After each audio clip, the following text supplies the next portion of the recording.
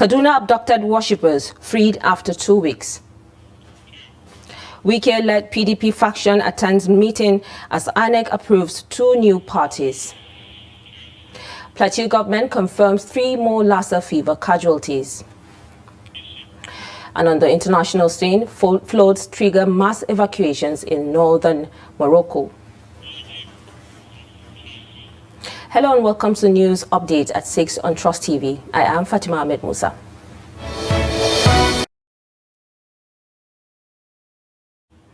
Worshippers abducted from churches in Kuruminwali community, Kufana axis of Kaduna local government area of Kaduna State have regained their freedom after 2 weeks in captivity. The victims were kidnapped on January 18, 2026, when gunmen stormed the community during a church service and abducted scores of worshippers. About 177 people were initially reported missing, triggering outrage across the state. Reports say the victims were released late Wednesday, with vehicles seen moving in and out of a forest around Maro town. Community leaders confirmed the victims were brought out of the forest in the early hours of Thursday, though details of their release remains unclear. The village head of Kuruminwali, Ishakudang Azumi, and a security source confirmed the release, adding that the victims are now in government custody and were taken to Government House, Kaduna, for debriefing. Kaduna State government says it's yet to issue an official statement on the incident.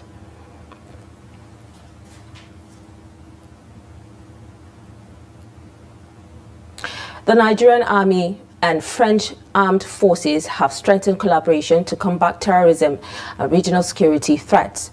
Chief of Army Staff Lieutenant General Waidi Shuaibu commended France for supporting in intelligence sharing, military training and operational readiness, describing such partnership as vital for Nigeria's security. French Defense Attaché Colonel Stéphane Oseo praised the Nigerian Army's resilience and recovery operations and called for expanded access to professional military courses, particularly in public relations and aviation.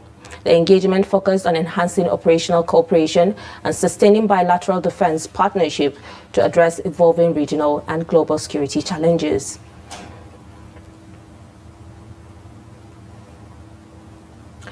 The faction of the People's Democratic Party, PDP, led by FCT Minister Nyesom Wike alongside its national chairman Abdurrahman Mohammed and National Secretary Samuel Anyanwu attended the Independent National Electoral Commission INEC quarterly consultative meeting with political parties in Abuja. INEC provided designated seat for the group, with Mohammed occupying the seat reserved for the PDP national chairman and Anyanwu seated in the opposition for the national secretary, signaling official recognition by the commission. The development follows a federal high court ruling in Ibadan on January 30, 2026, which nullified the PDP's national convention held in November 2025 and barred the tinubu-led NWC from parading itself as the party's national leadership. Meanwhile, as preparations intensify for the 2027 general elections, INEC approved 2 new political parties, the Democratic Leadership Alliance, DLA, and the Nigerian Democratic Congress, NDC.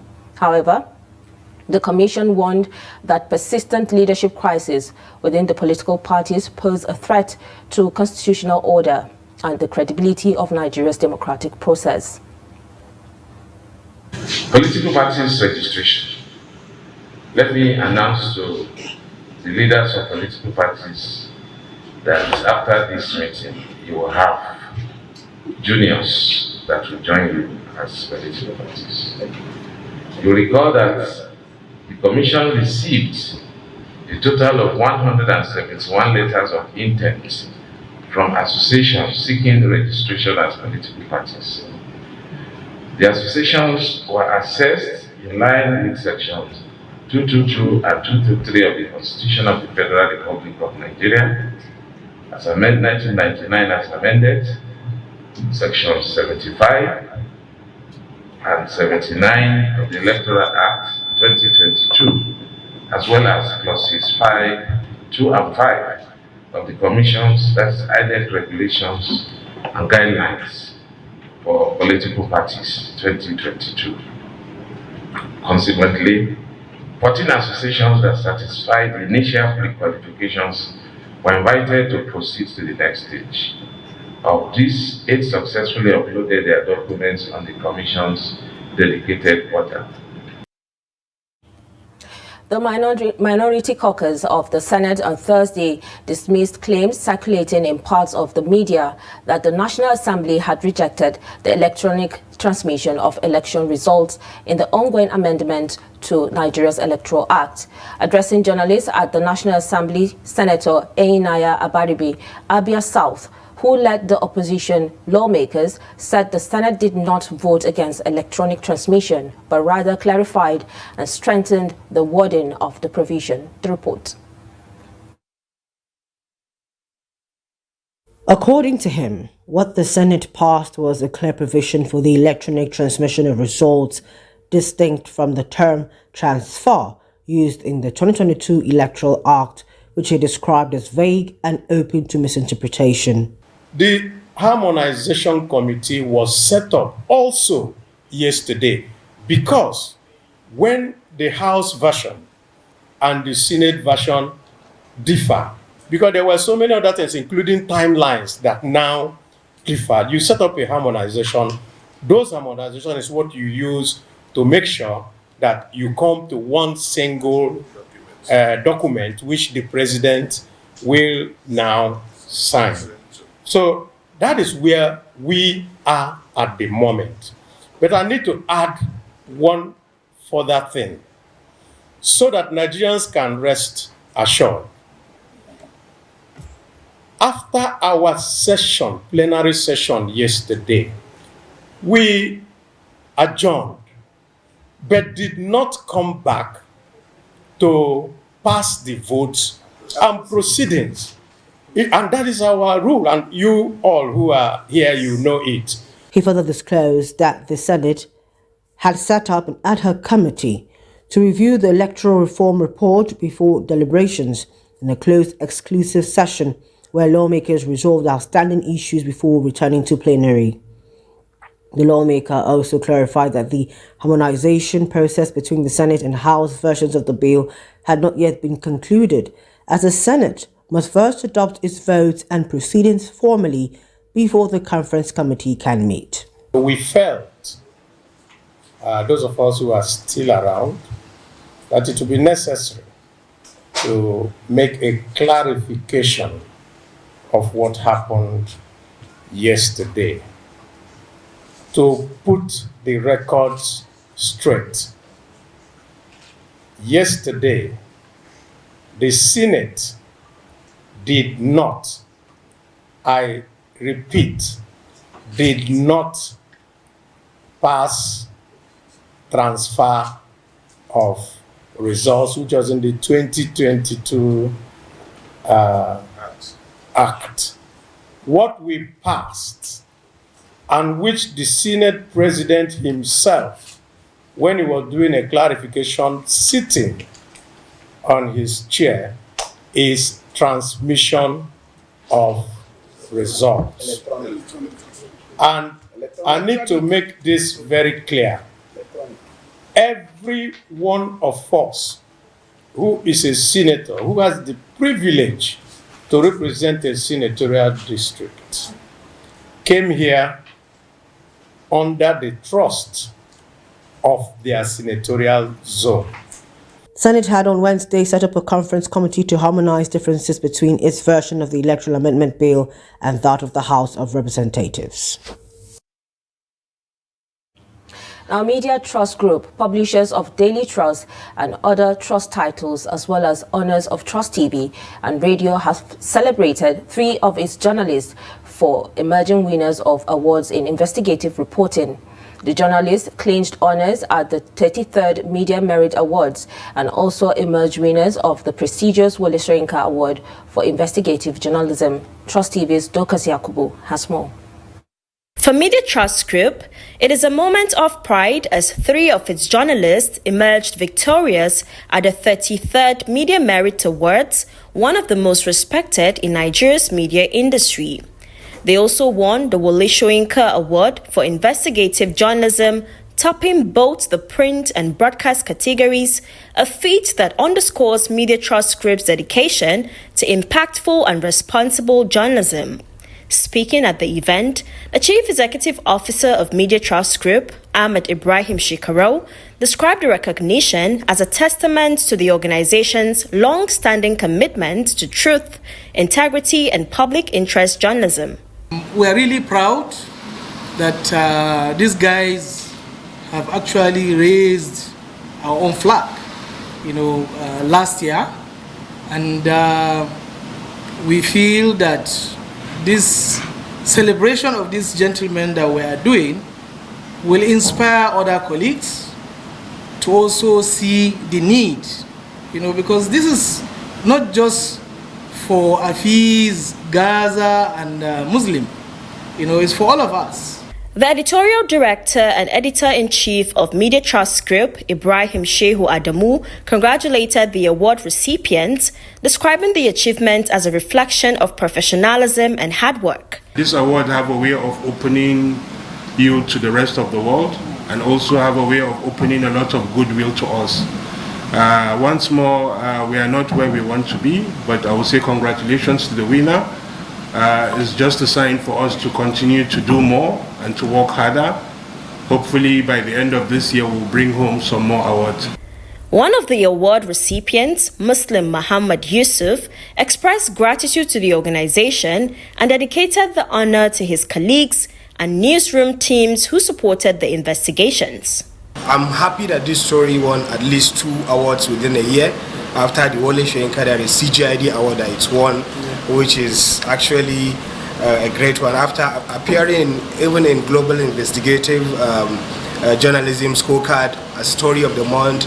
So I'm sure, and more awards will come, I think, with the story, because there is still Wameka coming this year with the story, and also NMMA, as we mentioned earlier. Though not physically present at the event, Gaza Yakubu and Hafiz Hanafi also expressed gratitude to God, the organization, and their colleagues for the support received. Members of the Media Trust Group Executive Management Committee also praised the journalists for their outstanding achievements. I would really like to congratulate the team, individually and collectively, those that have taken us to where we are. In terms of this recognition, I want to congratulate Yakubu, Muslim, and Hafiz for doing the very best to make sure that we bring these trophies home. Congratulations to all of us, and we look forward to more and more and more awards from all of us, both male and female, as Ajia said. Also speaking, Hamza Idris, Deputy Editorial Director, Print, congratulated the award recipients and encouraged other journalists to emulate their footsteps. So I congratulate all of you once again, and I hope we collectively work together. Of course, there is always a face. Even the one he did, the cameramen were there, all those who did the back-end work, which I hope the management will also start organizing them. The Wole Soyinka Award for Investigative Journalism and the Media Merit Awards is regarded as one of the most prestigious honors in African media, celebrating stories that drive social change and national development. The multiple wins by Media Trust Group further reinforce its position as a leading force in journalism across print and broadcast platforms. The award-winning journalists once again dedicated the honor to the newsroom teams whose support made the investigations possible. Dorcas Yakubu, Trust TV News, Abuja. You're still watching News Update on Trust TV. Coming up after the break. Plateau government confirms 3 more Lassa fever casualties. And now move on to more stories. The Plateau State government has confirmed 3 additional deaths from Lassa fever, bringing the toll higher in recent weeks. The Commissioner for Health, Nicholas Bamlong, disclosed this in an interview following the death of a resident doctor at Bingham University Teaching Hospital in Jos, who contracted the disease from a patient under her care. Bamlong said laboratory tests confirmed the latter's fatalities adding that emergency response measures have been activated to contain the spread of the virus.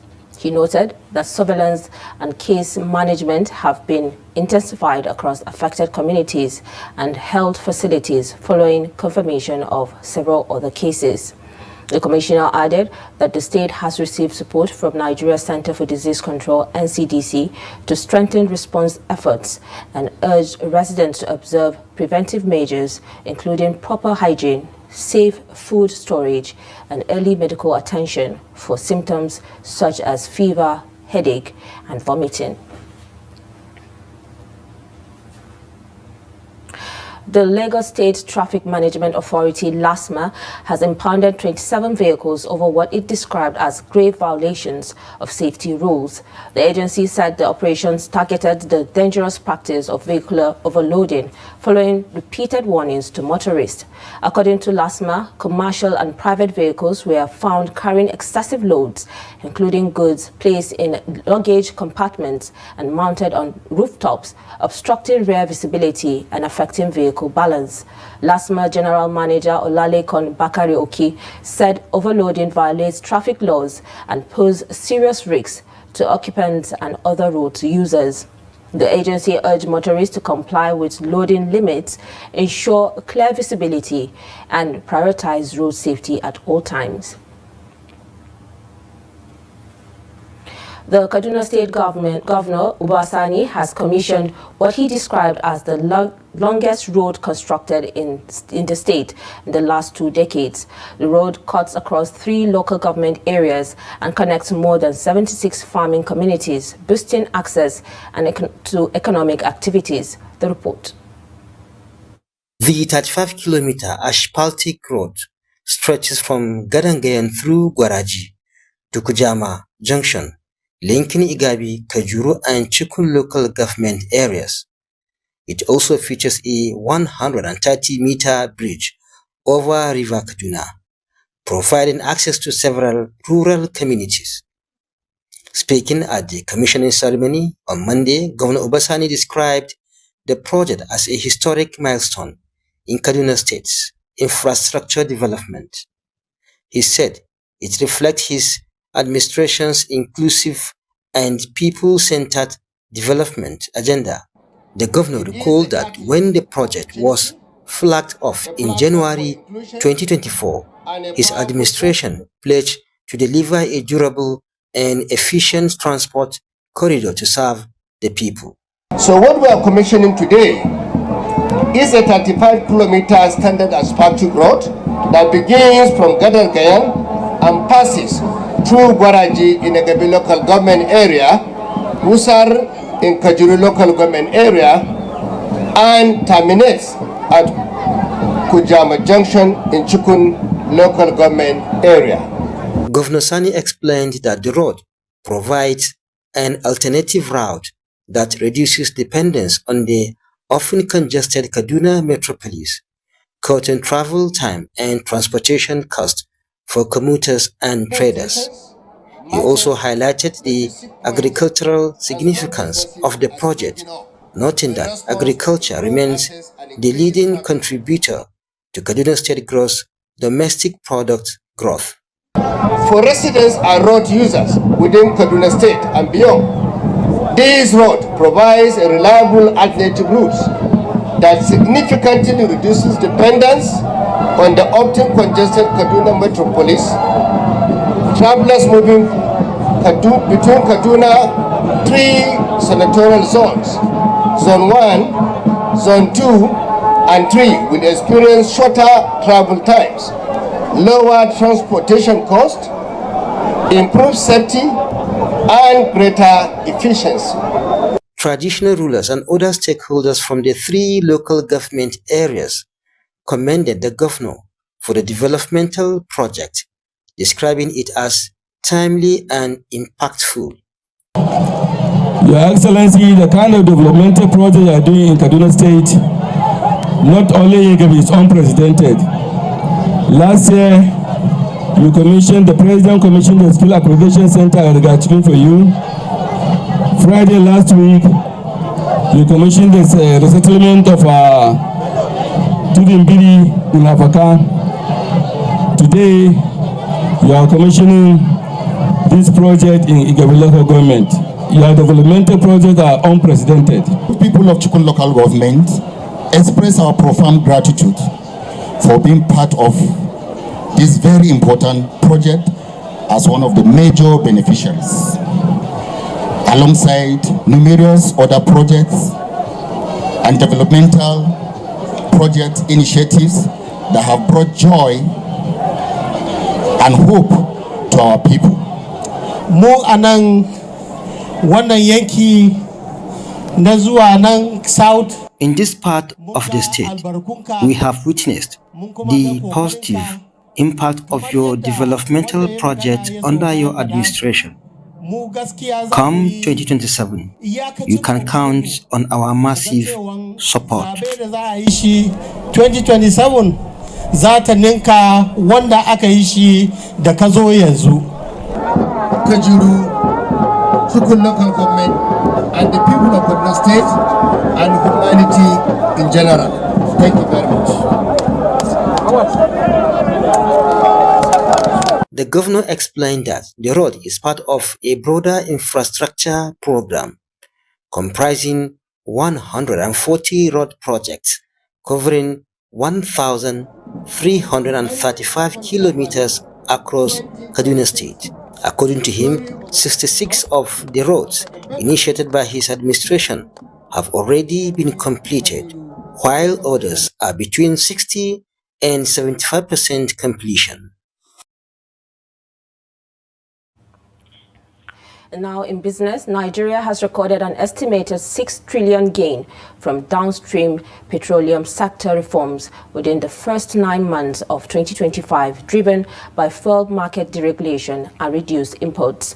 The Nigerian Midstream and Downstream Petroleum Regulatory Authority, NMDPRA, disclosed this at the Nigerian International Energy Summit in Abuja. The authority's chief executive, Saidu Mohammed, said Nigeria is moving from total dependence on fuel imports towards zero importation, with domestic refining and exports already underway. He attributed the gains to full deregulation, increased gas utilization, and the sale of petroleum products in Naira, noting that the reforms have helped conserve foreign exchange.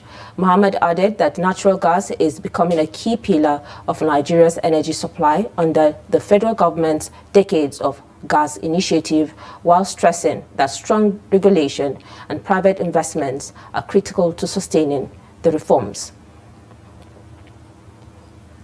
And now on the foreign scene, over 50,000 people have been evacuated from their homes in northern Morocco following severe rainfall and flooding, the Interior Minister told AFP.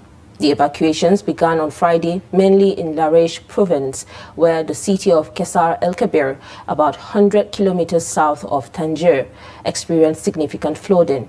Authorities say evacuees have been housed with relatives or in temporary shelters, while the Moroccan army has been deployed to assist relief efforts under orders from the King Mohammed VI.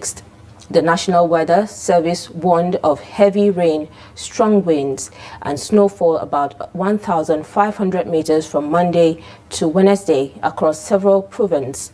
The flood follows as part of deadly weather in the region, including 37 deaths in Morocco last December. Recently, floods in Algeria and Tunisia's heaviest rainfall in over 70 years, which claimed at least 5 lives.